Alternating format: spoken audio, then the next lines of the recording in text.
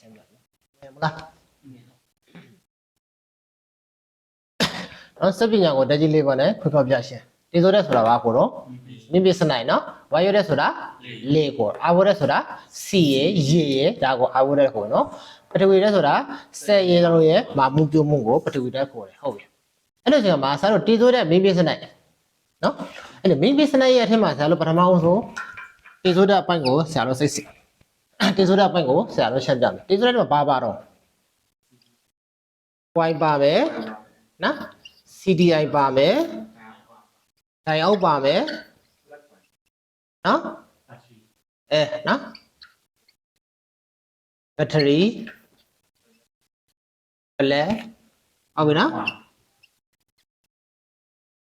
ပလဲကွာဟုတ်ပြီနော်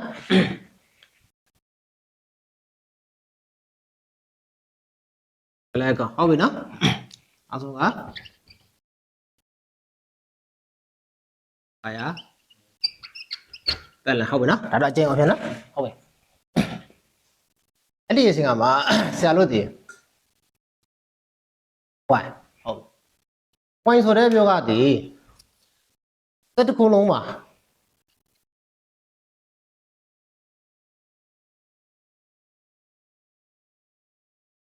大家关说吧，着呢？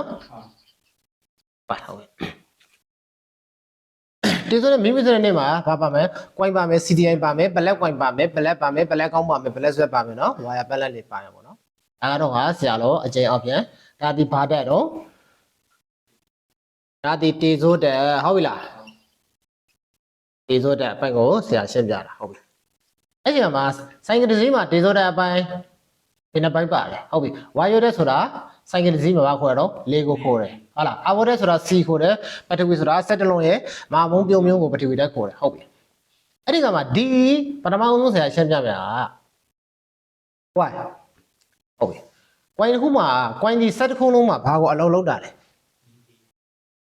ဒါကိုအရင်ဒီမှာကြည့်ဖို့လိုတယ်နော်ဟုတ်ပြီ coin တစ်ခုမှာဘာပါမှာတော့သူတို့က step coin မပါဘူးလားဟမ် step coin ပါတယ်ဟုတ်ပြီလား step coin ပါမယ်နောက်တော့ဘာမှမတော့ AC ထည့်ဖို့တဲ့ဝါဝါနှစ်ပတ်မပါဘူးလားဝါဝါဟုတ်လားဝါဝါမပါဘူးလားဝါဝါဒီဝါဝါနှစ်ပတ်ဒီဘေကိုသွားတာတော့ဘေသွားတာတော့ဆရာတော့တိုင်အောက်ကိုသွားတာဟုတ်ပြီလား